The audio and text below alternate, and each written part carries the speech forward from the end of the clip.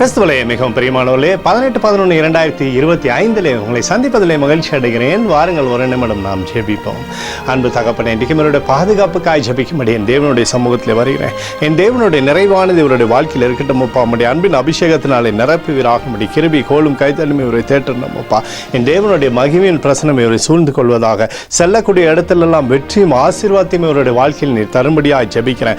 இயேசு கிறிஸ்து சிந்தின பரிசுத்த ரத்தத்தை இவர் மீதும் ஒரு குடும்பத்தின் மீதும் செய்கிற சகல காரியத்தின் மீது பூசுகிறேன். ஆகவே இந்த நாள் முழுவதும் என் தேவனுடைய பாதுகாப்பு அரண் இந்த நாள் முழுவதும் இருந்து வழி நடத்திட்டோம்ப்பா. ஏசாயா 28:16 விசுவாசிக்கிறவன் பதறான் என்று சொல்லி எழுதப்பட்டக்கூடிய வார்த்தையின்படி அப்பா, விசுவாசத்தை இவருக்குள் நிரப்பி என் தேவனே நீர் சகலத்தையுமே ஆசீர்வாதமாக இவருடைய வாழ்க்கையில் தந்து இவருடைய பேரை பெருமைப்படுத்துங்க. இயேசுவின் நாமத்திலே ஒப்புக்கொடு ஜெபிக்கிறேன் நல்ல பிதாவே, ஆமென். பிரியமான ஜெப பங்காளரே, ஒரு நிமிடம் நம்ம இந்திய தேசத்திற்காகவும் ஜெபிப்போம். அன்பு தகப்பனே, 18/11/2025 இந்திய தேசத்திற்காக ஜெபிக்கும்படியாக உம்முடைய சமூகத்தில் வருகிறப்பா. இந்தியாவை நீங்கள் ஆசீர்வதிக்கும்படியாக ஜெபிக்கிறேன்.